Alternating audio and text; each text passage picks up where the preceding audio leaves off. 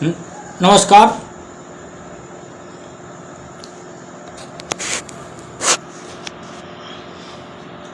आज मैं बहुत ही महत्वपूर्ण और एक ऐसे महत्व को मुद्दे को लेकर आप सभी को उपस्थित हो रहा हूं, जो कहीं ना कहीं हमें अपने धर्म, अपनी संस्कृति और अपने समाज के प्रति ज्ञान, प्रचार, प्रसार, विस्तार के बारे में लोगों द्वारा, संतों द्वारा, महात्माओं द्वारा, कथावाचकों द्वारा सुनने को मिलता है। और धर्म के उत्थान से लेकर धर्म के पतन तक की ज्ञान की बातें हमें इनके मुखारबिंद से सुनने को मिलती है। ये संभवतः सनातन धर्म में ही है, जहाँ अच्छी शिक्षा, अच्छे संस्कार हमारे वेदों में, हमारे पुराणों में, हमारे ग्रंथों में, हमारी कहानियों में व्याप्त हैं। वरना विश्व में ऐसे ऐसे भी धर्म हैं और ऐसे ऐसे भी ग्रंथ हैं, उन धर्मों के ग्रंथ हैं जहां वह स्वयं को ही परमात्मा मान लेते हैं। आज मैं बात कर रहा हूं देश में छिड़े एक विशेष संग्राम की, जहां सनातन धर्म का प्रचार, प्रसार, विस्तार करने वाले, ग्रंथों को जन जन तक पहुंचाने वाले, नई पीढ़ी को नई दिशा और संस्कृति के बारे में बताने वाले हमारे कथावाचक, साधु संत और महात्माओं के बीच जो विरोधाभास की उत्पत्ति हुई है, उस संदर्भ में आप सभी से अपने विचारों को रखने के लिए आज उपस्थित हो रहा हूं। मेरे विचार और मेरा ज्ञान उन साधु संतों और महात्माओं, कथावाचकों, प्रचंड विद्वानों के आगे शून्य क्या माइनस ही है। यानी शून्य से जो नीचे होता है माइनस वही है। मैं ऐसे प्रथम स्तर पर साधु संतों को सत सत दंडवत प्रणाम करता हूं और अपनी बात को आगे बढ़ाने का आशीर्वाद उनसे लेता हूं। मैं बात कर रहा हूं देश पर छिड़े सनातन का प्रचार कर रहे साधु संतों के बीच आपस की मध्यस्थता और आपस के बीच में मतभेदों के कारण हो रही, माफ करिएगा, हो रहे कुछ आपसी मतभेद को लेकर। हमें पता है कि सनातन धर्म भारत का ही नहीं बल्कि ब्रह्मांड का सबसे प्राचीन धर्म है। सनातन ही सत्य है और सत्य ही शिव है, और शिव आदि है, अनंत है, अनादि है, अनंत है। इसका कोई अंत नहीं है, न इसकी कोई उत्पत्ति है।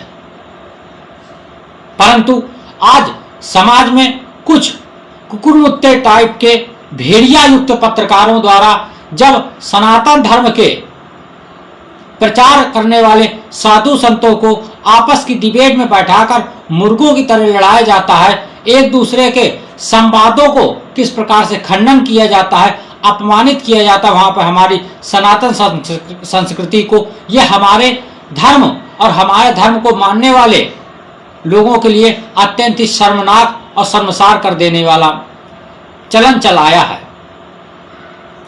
सनातन की यदि परिभाषा की मैं बात करूं, सनातन धर्म का अर्थ है श्वेत धर्म, श्वेताक्रम।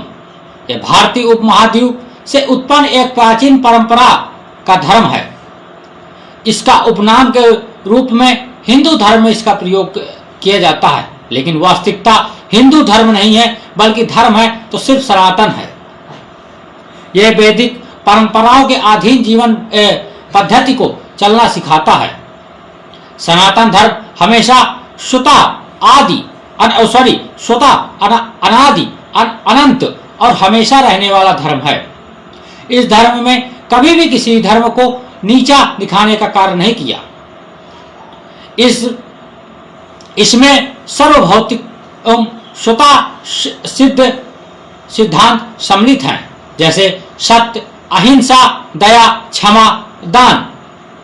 सदा रहने वाली परंपरा है हमारे धर्म में। यहाँ कोई भी वरिष्ठ व्यक्ति, समुदाय, संप्रदाय से सीमित नहीं होता है, बल्कि समाज और उसके स्थान के परे एक अनंत और श्रोता सत्य को प्रस्तुत करता है। आचरण की विधि में यह केवल धार्मिक नियमों पर सीमित नहीं है, बल्कि जीवन जीने के लिए विधियों पर और व्यक्तियों के मूल भाव स्वभाव पर श्रोता सत्य से जोड़ता है। परंतु आज जब हम देखते हैं कि टीवी डिबेटों पर जिस प्रकार से बैठाकर हमारे संतों का अपमान किया जाता है, ये हमारी संस्कृति और सनातन धर्म का भी अपमान है। हम सनातन की बात करने वाली सरकार को सत्ता पर बैठा देते हैं, लेकिन जब सनातन का विरोध करने वाले मूर्ख टीवी चैनलों की टीआरपी बढ़ाने के लिए हम उस डिबेट को देखते हैं जहां पर हमारे संतों का अपमान होता है।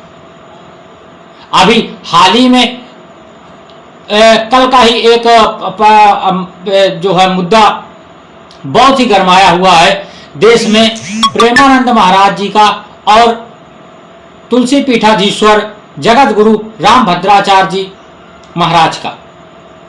दोनों अपने अपने में बहुत ही ज्ञानवर्धक और बहुत ही सनातनी संस्कृति को आगे बढ़ाने वाले हैं।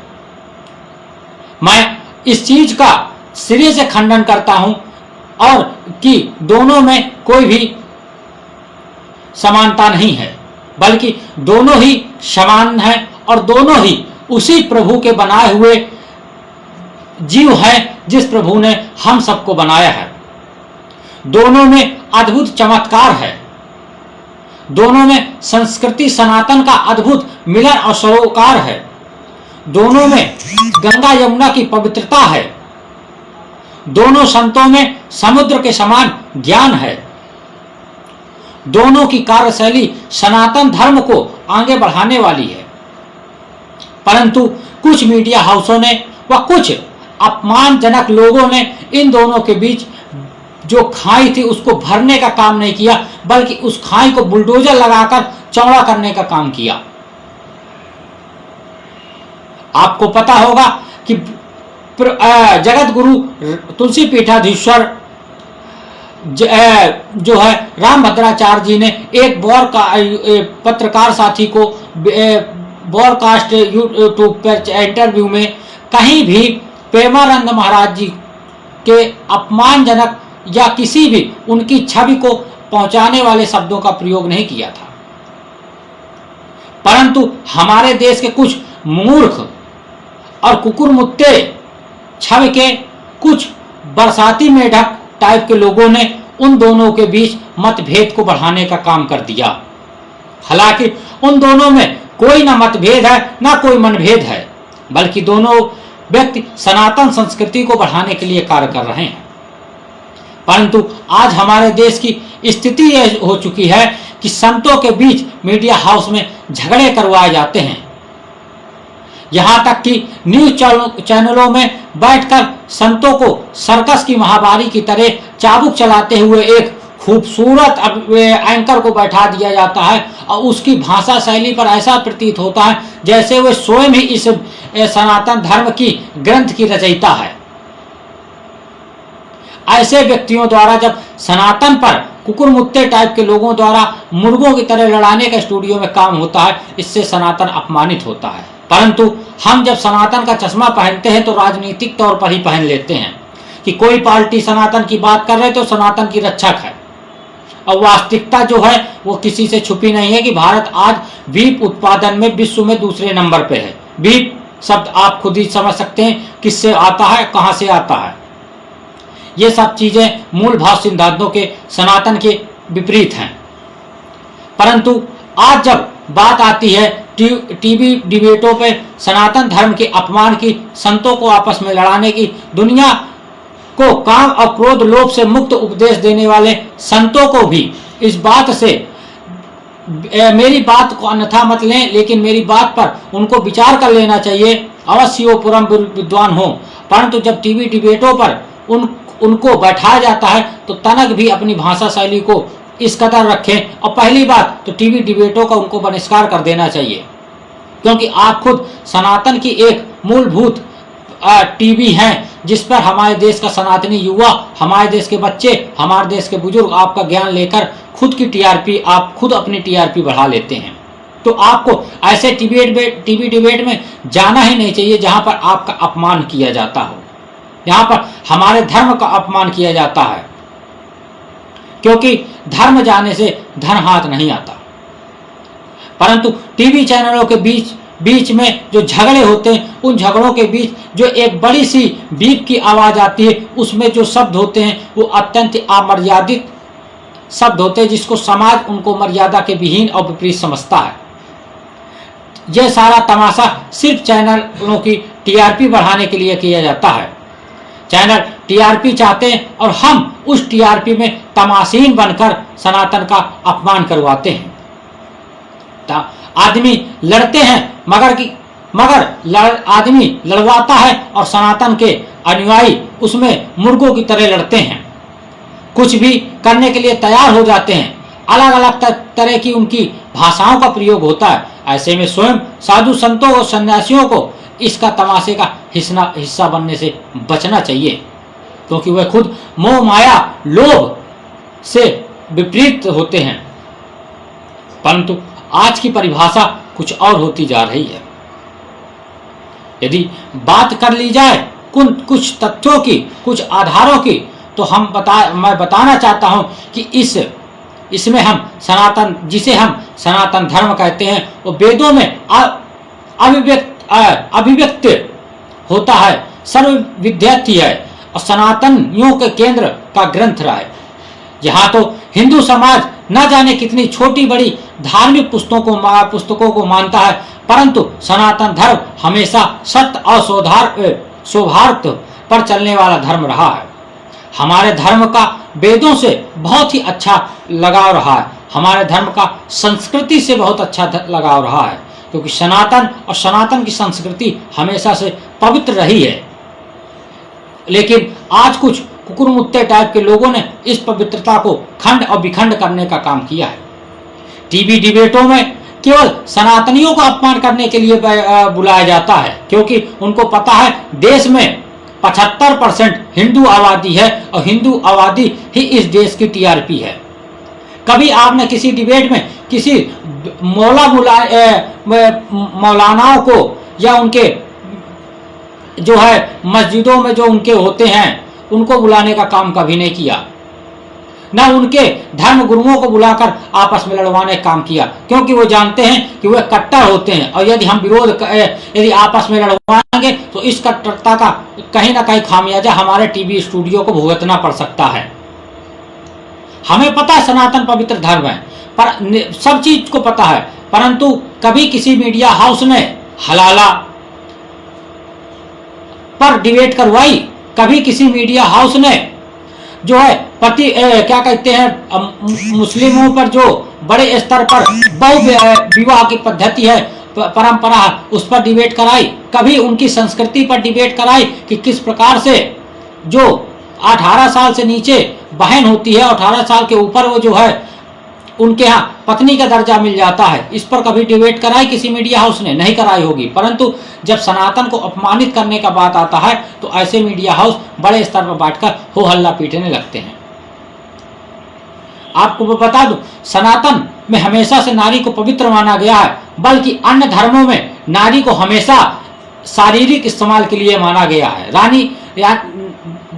सनातन में नारी को देवी का स्वरूप माना गया है, परंतु अन्य धर्मों में, चाहे वो ईसाई हो चाहे वो मुस्लिम हो, इन दोनों धर्मों में हमेशा से नारी को मनोरंजन का स्थान दिया गया है और मनोरंजन का स्थान माना गया है। हमारे यहाँ यदि वैश्य प्रथा होती थी, कही जाती है, तो वहां पर हलाला प्रथा है। हमारे यहाँ वैश्य प्रथा गैर कानूनी, परंतु उनके हलाला प्रथा धार्मिक पद्धति का है। हमने हमेशा दूसरे धर्म को सम्मान दिया, परंतु उन्होंने स्वयं कहा है अपने ग्रंथों में, उनके जो ग्रंथ है उसमें, कि हमारे धर्म के अलावा कोई धर्म नहीं है। हमारे जो पूजने वाले जो लोग हैं, उसके अलावा हमारा कोई देवी देवताओं से कोई सरोकार नहीं, परंतु हमारे यहाँ 75% हिंदू होने के बाद भी जाकर पास में मजार में जाकर फूंक डलवाने पहुंच जाते हैं, क्योंकि हमें अपने देवी देवताओं के ऊपर विश्वास ही नहीं है।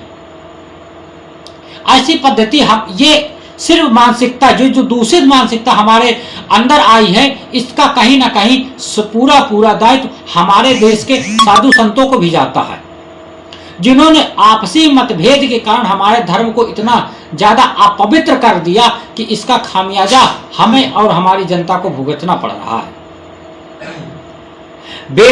वेद ही हमारे प्रथम है और हमारे ही प्रधान है और अंतिम है।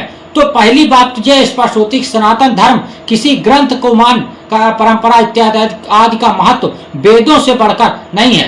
सनातन धर्म वैदिक धर्म है।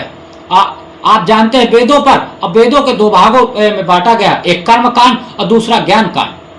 आज दोनों कांडों की यदि बात कर दूं तो हमारे देश में बड़े स्तर पर साधु संत इन दोनों कांडों से विपरीत जाकर धन कांड पर चर्चा अवश्य करते हैं।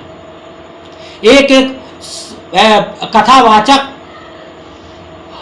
कई लाख करोड़ की कथाएं करता है, उसका कथा से कोई सरोकार ही नहीं होता है। मैं खुला टिप्पणी कर देता हूं यहां पर। वहीं पर जो अन्य धर्मों के मौलाना मौलवी हैं, ये अपने धर्म का प्रचार करते हैं, तो जो इनके कुरानों में, इनके बाइबल में जो लिखे गए चीजें हैं उसका प्रचार करते हैं। और हमारे यहाँ के साधु संत कथा में बैठकर राजनीति का प्रचार करते हैं, राजनीतिक दलों का सपोर्ट करते हैं, उनके लिए वोट मांगने तक के लिए भीख मांगते हैं सनातनी होकर। यानी कि जिस ईश्वर ने हम सभी को एक समान बनाया, लेकिन आपको सनातन का प्रचार करने के लिए आपके अंदर बुद्धिमत्ता का ज्यादातर समन्वय और समुद्र आपके अंदर दिया, आपको ऐसे वातावरण में आपको रखा जहां से आप धर्म का प्रचार करें, ना कि किसी राजनीति और नेताओं का प्रचार करें। परंतु आज हमारे देश के कथावाचक हों या साधु संत हों, वह कहीं ना कहीं किसी पार्टी के लिए प्रचार करते हैं और इसका खामियाजा हमारे देश के आने वाली पीढ़ी, युवा पीढ़ी को भुगतना पड़ता है, क्योंकि उसका धर्म के प्रति जुड़ाव और धर्म के प्रति लगाव पूरी तरीके से खत्म हो जा रहा है, वो नास्तिक होता जा रहा है। और हम बैठकर टीवी डिबेटरों पर कुत्ते की तरह भाव करते हैं और खुद को सनातनी चोला और भगवा चोला और गले में दर्जन भर रुद्राक्ष की माला और कपार रंगने से कोई धार्मिक प्रचारक नहीं हो जाता है। धर्म का प्रचार यदि कोई कर रहा है आज देश में, वास्तविकता की यदि मैं बात करूं, हकीकत की बात करूं, ज्ञान विज्ञान की यदि बात की जाए तो राम भद्राचार्य ज्ञान विज्ञान की बात करते हैं। उन्होंने उस डिबेट में कोई वो नहीं कहा, जो साधु संत हो उसको संस्कृत का व धार्मिक चीजों का ज्ञान होना अत्यंत ही आवश्यक है, क्योंकि मौलाना मौलवियों को उनके उर्दू का ज्ञान बहुत होता है, उनको अपने उसका क्या कहते हैं, उनका जो कुरान है उसका ज्ञान सर्वाधिक। लेकिन हमारे यहाँ के जो वेद पाठी लोग हैं, जो कथा बाँचते हैं बैठकर, रंगीन कपड़े पहनकर जो कथा की व्यासपीठ पर बैठ जाते हैं, उनको गीता के अध्याय के श्लोक तक का ज्ञान नहीं होता है। यानी आज जो वास्तविकता है वो कहीं ना कहीं राजनीतिकरण जिस प्रकार से धर्म का हुआ है, वो हमारे धर्म को बढ़ाने का नहीं बल्कि हमारे धर्म को नीच दिखाने का काम किया है।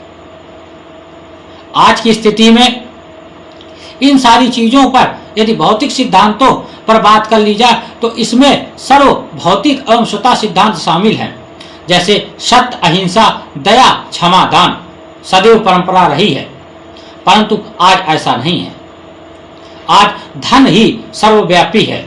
साधु संत धन के लिए कार्य करते हैं, धन के लिए राजनीतिक दलों का प्रचार करते हैं। कभी किसी मौलाना और मौलवी को किसी राजनीतिक दल का प्रचार करते हुए अपनी जो उनकी मस्जिद है वहां से मैंने तो हालांकि नहीं सुना है, और कई ऐसे वीडियो जारी भी हुए होंगे, तो उस पर मैं टीका टिप्पणी करना वह जरूरी नहीं समझता। परंतु हमारे जो साधु संत हैं उन्होंने अपनी व्यास गद्दी से बैठकर उस गद्दी की मर्यादा को भंग किया और उस गद्दी से बैठकर राजनीतिक दलों का प्रचार किया है।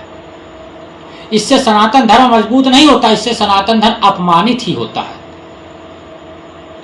आज जब दो संतों के बीच लड़ाई की आती है तो वहां पर हम मजा लेते हैं, ना कि दोनों संतों के बीच की जो लगाव है दोनों संतों का, उसको जोड़ने का काम करते हैं। उनके ज्ञान को नहीं लेंगे, लेकिन उनके बातों की बुराइयों को किस प्रकार से हम बढ़ा चढ़ा कर प्रस्तुत कर सकते हैं, ये हमारे लिए अत्यंत ही लाभकारी और महत्वपूर्ण हो जाता है। रामभद्राचार्य महाराज जगत गुरु ज्ञान पीठाधीश्वर हैं, पद्म विभूषण है, ज्ञान पीठ का उनको सम्मान प्राप्त है। उनके पास ज्ञान का भंडार है, रामभद्राचार्य जी के पास संस्कृत का ज्ञान है। परंतु आज वास्तविकता की यदि बात करूं तो उस ज्ञान को कोई नहीं लेगा। लेकिन यदि अनिरुद्धाचार्य जी द्वारा जो कथावाचक है, उनके द्वारा यदि रील बनाने वाली किसी बालिका पर या लड़की पर कोई टिप्पणी कर दी जाती है तो उस पर टीवी डिबेटरों में हो हल्ला मच जाता है। कई टीवी डिबेट में उनको इतना अपमानित कर दिया जाता है अनिरुद्धाचार्य जी को कि जिसकी कोई समानता ही नहीं रह जाती, और हमारे देश का हिंदू मूर्ख की तरह उसको ताली बजाकर उस चैनल की टीआरपी बढ़ा देता है। कभी किसी को देखा है कि किसी टीवी एंकर ने किसी मौलाना को इन शब्दों के साथ अपमानित कर दिया हो कि किस प्रकार से वो महिलाओं को अपमानित कर रहा है, किस प्रकार से वो क्या कह रहे हैं? नहीं, आपने देखा होगा। आपने हमेशा उनकी जुबान पर लगाम देखी होगी जब मौलानाओं की बात आती है, लेकिन वह जुबान की जो लगाम है वो हम सनातन धर्म के साधु संतों के लिए, कथावाचकों के लिए बेलगाम हो जाती है। जबकि हमें पता है कि मौलानाओं द्वारा मस्जिद में क्या किया जाता है। मदरसों में आतंक की परिभाषा पढ़ाई जाती है, कट्टरपंथ विचारधारा को बढ़ावा दिया जाता है। वहां पर हमारे यहाँ जो वैश्य प्रवृत्ति जिसको बोलते हैं, जो अपवित्रता की प्रतीक होती है, उसको वहां पर हलाला करके उसको पवित्रता की पर ले जाया जाता है। मगर कभी किसी टीवी डिबेट की एंकर को हलाला पर किसी मौलाना के मुंह पर तमाचा या ऐसे तमाचा मार शब्दों का प्रयोग करते हुए आपने नहीं देखा होगा। बहु विवाह पर किसी टीवी डिबेट पर या एंकर को कभी भी आपने नहीं देखा होगा किसी मौलाना को तीखे शब्दों के साथ अपमानित करते हुए। आपने देखा है तो सिर्फ और देखा है तो सनातन धर्म को कौन कितना अपमानित कर सकता। आज बोली सी लग चुकी है, ये स्थिति हो गई है। हर धर्म में आप यदि उसके मुसलमान धर्म की बात कर दूं, मैं मुस्लिम धर्म की बात कर दें तो मुस्लिम धर्म में सारी अनियमितताएं हैं। बड़े स्तर पर अपवित्रता होती है, बड़े स्तर पर वहां पर जब आप हमारे यहाँ के सनातन धर्म में बैठकर स्वच्छता के साथ भोजन किया जाता है। उनके यहाँ आप चले जाइए तो कुकुर भोज होता है, जहाँ एक थाली में सबको बैठाकर जैसे एक दोने के लिए 4-5 कुत्तों को एक ही में खाना दे दिया और सब जीभ लगा के खाने लगते हैं। उसी प्रकार उस धर्म में अपवित्रता के साथ भोजन परोसा जाता है। उस धर्म में जिस प्रकार भोजन को परोसा जाता है, सामूहिक भेड़िया उस भोजन को ग्रहण करते हैं, उसी प्रकार उस धर्म में महिलाओं को परोसा जाता है और सभी भेड़िया उस महिलाओं पर अत्याचार करते हैं। उस धर्म में बहन बेटी के बीच में कोई फर्क नहीं है। उस धर्म में सभी को शारीरिक सुख के लिए प्राप्त करने का भेड़िया समान कार्य होता है। इसी प्रकार ईसाई धर्म की यदि बात करूं तो ईसाई धर्म में शादी के पहले शारीरिक सुख प्राप्ति के लिए करना कोई भी अपवित्रता नहीं है। उस धर्म में भी शराब पीना कोई लीगल नहीं है। उस धर्म में भी हर चीज को इसी प्रकार से परोसा जाता है। परंतु हमारे सनातन धर्म में हम गाय को माता का दर्जा देते हैं, नदी को हम माता का दर्जा देते हैं, और हम हमेशा से सनातनियों ने धर्म को प्रथम मानकर सनातनियों ने हमेशा से स्वच्छता पवित्रता पर को लेकर आगे बढ़े।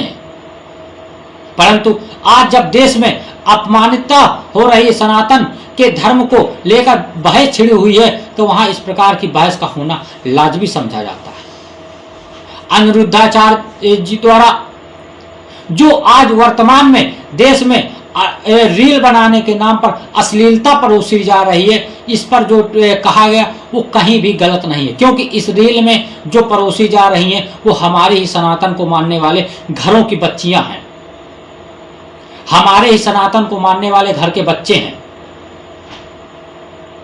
यदि उन्होंने इस चीज को गलत कह दिया तो इस पे टीवी डिबेट में पत्रकारिता द्वारा उनको अपमानित करना दुर्भाग्य है हमारे देश का और सनातन का।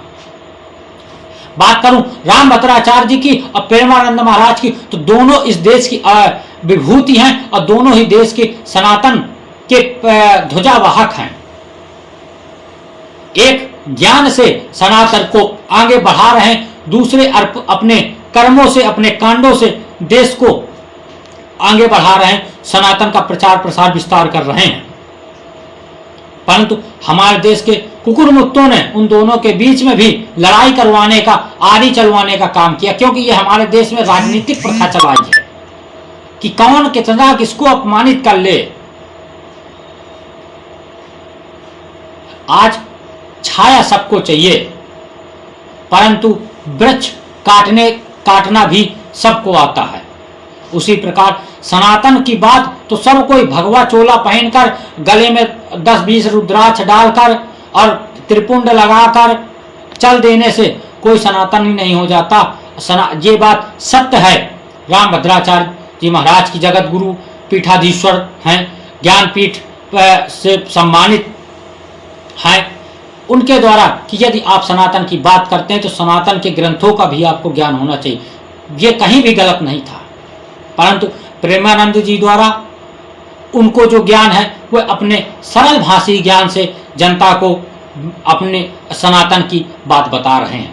क्योंकि आज वास्तविकता यदि हम किसी को संस्कृत भाषा में यदि बताएंगे तो सबके वो भाषा ऊपर से निकल जाएगी, क्योंकि संस्कृति हमारे देश की विलुप्त हो चुकी है। संस्कृत के जब संस्कृत विलुप्त हुई तो अंग्रेजी आ गई, और आज जब संस्कृति विलुप्त हो रही है तो पश्चिम सभ्यता आ रही है।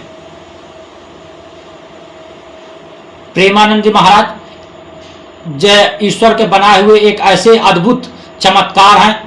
रामभद्राचार्य जी महाराज ईश्वर के बनाए हुए एक ऐसे अद्वितीय चमत्कार हैं जिसका दुनिया में कोई भी वो समन्वय नहीं किया जा सकता है। दोनों का ज्ञान, मैं पुनः इस चीज को दोहरा दूं कि दोनों का ज्ञान समुद्र से ज्यादा और हिमालय की ऊंचाइयों से ज्यादा है। दोनों ने सनातन धर्म की ध्वजा को माउंट एवरेस्ट की ऊंची चोटी से भी ऊपर पहुंचाने का कार्य कर रहे हैं। आपको शर्म आनी चाहिए उन लोगों को जिन लोगों ने इन दोनों के बीच टीका टिप्पणी करने का कोशिश किया। आपको पता होना चाहिए कि दोनों पर टीका टिप्पणी करने का आप जैसे मूर्खों की तनिक भी शब्दावली नहीं है। हमारे देश में 4 शंकराचार्य हैं, चारों अपने स्थान पर व्याप्त हैं, चारों धर्म की बात करते हैं। विवाद खड़ा हो जाता है जो है आपकी क्या कहते हैं ज्योतिष पीठ पर। अब अभिमुक्तानंद सरस्वती जी महाराज जो शंकराचार्य हैं उनकी ज्योतिष पीठ पर, ये गलत है।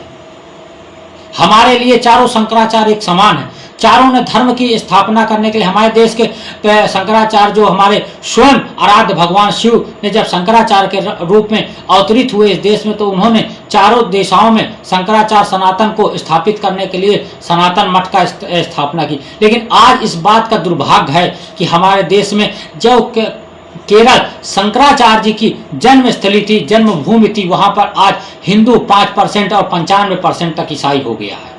सिर्फ इसलिए क्योंकि वहां पर सनातन की जो बात है वो सनातन की बात आपस में विरोधाभास के लिए है। आज हम प्रेमानंद महाराज और जगत गुरु शंकराचार्य गुरु वो रामभद्राचार्य जी के यदि बीच मध्यस्थ पैदा करते हैं तो वही स्थिति हमारे बीच यहाँ भी हो सकती है। आपको अवगत है इस चीज से कि प्रभु ने एक को आंख नहीं दिया है और दृष्टिविहीन कर दिया, परंतु उनको ज्ञान की प्राप्त करा दिया इतना ज्यादा कि वो दृष्टिविहीन होने के बाद भी उन्होंने प्रभु के दर्शन किए।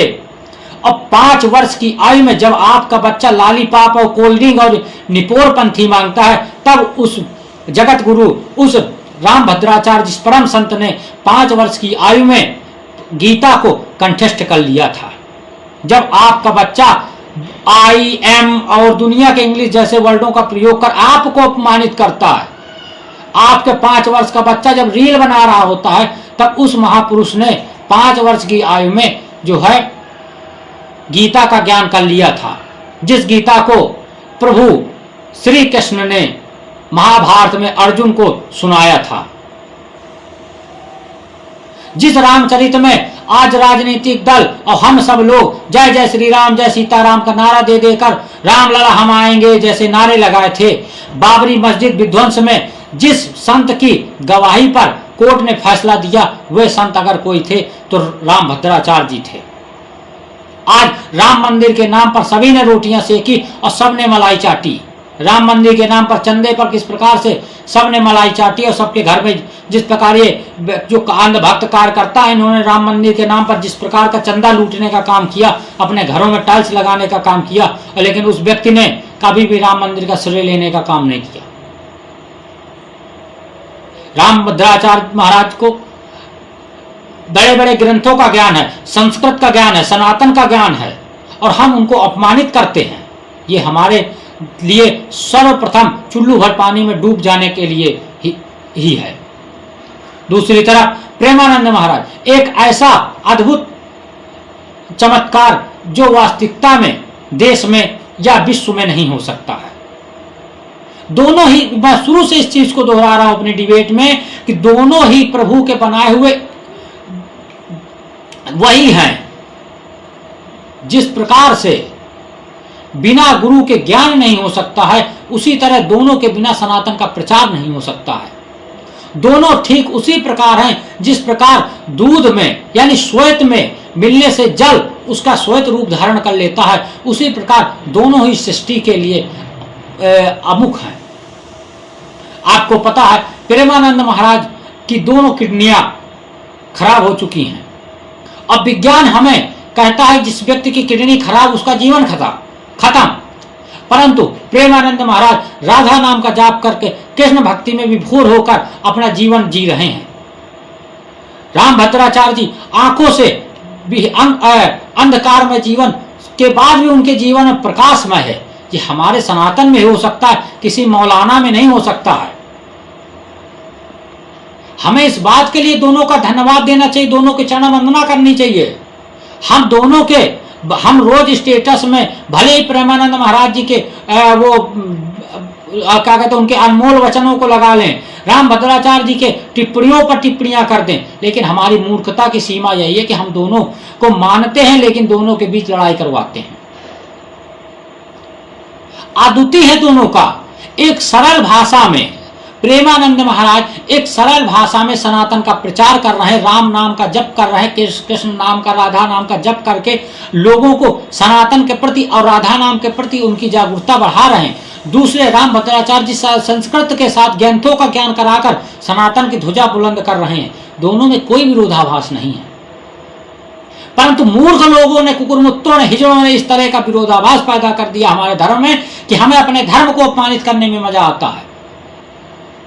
इसीलिए गीता में एक श्लोक था, यदा यदा ही धर्मस्य ज्ञानं भवति भारतस्य अद्भुतानां यदात्मानं सजाम्यहम् तदात्मानं सजाम्यहम्। अर्थात मैं यदि बात कर दूं ब्राह्मण होने के नाते, जनेऊधारी ब्राह्मण होने के नाते, और दूसरी बात ब्राह्मणों में उत्तम कुल का होने के नाते, यदि मैं इस श्लोक का जाप कर रहा हूं, श्लोक को बता रहा हूं, तो मेरा ये सनातन धर्म का और सनातन संस्कृति का, वो मेरे घर के बूढ़े बुजुर्गों का सनातन के प्रति लगाव ही है जो मैं इस श्लोक को आपके बीच बता रहा हूं। जनेऊ धारण करने के बाद मैं उनमें से नहीं हूं कि गले में कंठी माला व्याप्त करने के बाद, त्रिपुण लगाने के बाद भीख मांगने के लिए कटोरा खड़े हो जाते हैं।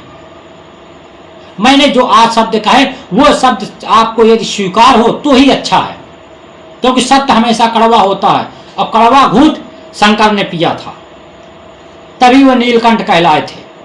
आप घूंट पीजिए ना पीजिए, आप तो नेताओं के चाटुकार हैं, नेताओं के चप्पल चाट कर आप ज्ञान की बात करते हैं।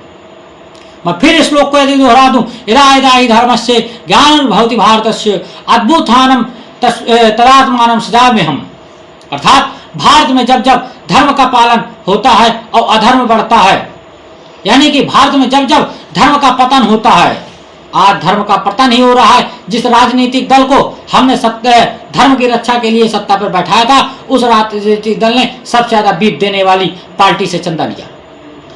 बीफ यानी गाय का मांस, जो विश्व में सबसे उत्पादन में हमारा देश दूसरे नंबर पे आ गया। सनातन को यदि सबसे ज्यादा गाली किसी पार्टी के राजनीतिक दल में कार्यकाल में दी जा रही है तो इसी में दी जा रही है। सनातन का सबसे ज्यादा अपमान किसी में हो रहा है तो इसी में हो रहा है। वर्तमान स्थिति ये है, हर दूसरा व्यक्ति जो है सनातन को गाली देकर चला जाता है, उस पर कोई कार्रवाई नहीं होती है। तो इसीलिए इस श्लोक में भगवान कृष्ण ने महाभारत में जब गीता का ज्ञान दिया अर्जुन को, तो उन्होंने इस श्लोक को दोहराते हुए कहा था कि बाद में जब जब धर्म का पतन होता है, यानी धर्म का जब जब पतन होगा और अधर्म बढ़ेगा, तब तब वह स्वयं अवतरित होंगे और जन्म लेंगे। तो वास्तविकता यही है कि यदि मैं दोनों संतों पर यदि बात करूं तो दोनों ही संत ईश्वर के ही स्वरूप हैं। यदि हम एक को राम कहें और एक को कृष्ण कहें तो दोनों ही उसी के सरोकार हैं, क्योंकि राम भी उसी प्रभु के जन्म है और कृष्ण भी उसी प्रभु के जन्म है। दोनों में कोई मतभेद नहीं है। हवा को महसूस किया जा सकता है, इसी प्रकार हम उनके ज्ञान को महसूस कर सकते हैं, क्योंकि हम उस पद के लायक कभी नहीं हुए हैं, ना होंगे, क्योंकि हमारे अंदर नेताओं की चप्पल चाटने की आदत बन चुकी है, नेताओं को तेल लगाने की आदत बन चुकी है। पवित्राणाम साधूनाम विनाशाय च दुष्टम, अर्थात मैं साधु पुरुषों के उत्थान के लिए और दुष्टों के विनाश के लिए हमेशा से आतुर रहा हूं और हमेशा से कार्य करूंगा। धर्म संस्थाएं संभावते युगे युगे, अर्थात धर्म की स्थापना के लिए मैं हमेशा हर युग में आऊंगा। त्रेता भगवान रामचंद्र द्वापर, जब त्रेता में रावण द्वारा, अहंकारी रावण द्वारा, परम विज्ञानी रावण द्वारा जब अपने धर्म अपने उससे ऊब गया, यदि उसकी इतिहास की बात करूं तो अहंकार में उन्होंने जब अत्याचार जब रावण ने बढ़ाए, तब प्रभु राम का अवतरित हुआ। प्रभु नारायण ने राम के स्वरूप में जन्म लिया और जन्म लेने पर उन्होंने रावण का संहार किया और रावण को वैकुंठ लोक भेजा और राक्षसों का अंत किया। त्रेता द्वापर, जब राजनीति के साथ कूटनीति का प्रयोग हुआ, तब द्वापर में जब अत्याचार बढ़ा तो स्वयं भगवान नारायण पुनः कृष्ण रूप में अवतरित हुए और महाभारत जैसे महाकाव्य ग्रंथ की रचना की, भागवत गीता जैसे पवित्र ग्रंथ की रचना की और हमें राजनीति की परिभाषा पढ़ाई। कलयुग आने वाले, जब कलयुग में पाप और धर्म का अंत, पाप बढ़ेगा, धर्म जब अधोगति की ओर जाएगा, तो कल की अवतार में प्रभु नारायण पुनः आएंगे और पुनः नाश किया जाएगा, नाश होगा धर्म को अधर्म पे व्याप्त करने वालों का। परंतु वास्तविकता आज है कि वह भविष्य है, हम रहें या न रहें, लेकिन हमें हमेशा सनातन की यदि बात करते हैं तो सनातन को रक्षा करने के लिए हमें साधु संतों के ज्ञान को समर्पित करना चाहिए, उनके बीच अपने बुराइयों को नहीं। ये मेरे द्वारा आज राम भद्राचार्य जी और प्रेमानंद जी महाराज व अनिरुद्धाचार्य कथा वाचक के लिए एक सच्ची और निष्ठावान आप सभी के बीच शब्दावली थी, क्योंकि राम भद्राचार्य जी ने कहा था, अगर आप ब्राह्मण हैं तो आप कर्म के साथ, आपको अगर जात के ब्राह्मण हैं तो आपको सनातन के संस्कृति का ज्ञान होना चाहिए। मैं कर्म जात से ब्राह्मण हूं तो मुझे कहीं ना कहीं सनातन की संस्कृति का ज्ञान है। प्रेमानंद महाराज ने हमेशा राधे राम का जाप किया है और मैंने गीता के उस श्लोक को बताया है जो प्रभु राम और कृष्ण और राधा के रास लीला पर निर्धारित उस युग था। आप वृंदावन की गलियों गलियों में राधा नाम है, अयोध्या की गलियों गलियों में राम नाम है। आप ऐसे देश में रहकर दो संतों के बीच झगड़ा कराते हैं, मूर्ख हो आप।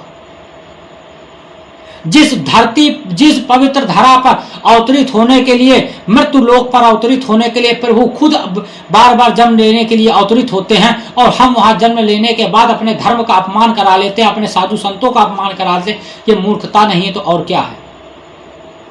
इसलिए मैं पुनः हाथ जोड़कर निवेदन है कि आप अपने बीच का मतभेद को धार्मिक और साधु संतों के बीच मतभेद मत बनने दीजिए।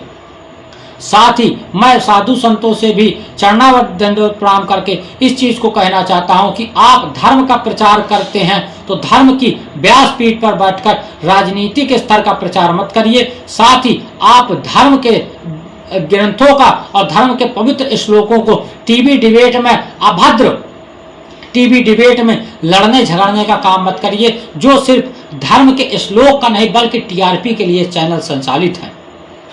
आप यदि सनातन को अपमानित करने के लिए अग्रसर रहेंगे तो धर्म ही आपको बढ़ा रहा है, और धर्म ही आप जब अपमानित करेंगे तो धर्म जाने से आपकी क्षति होगी।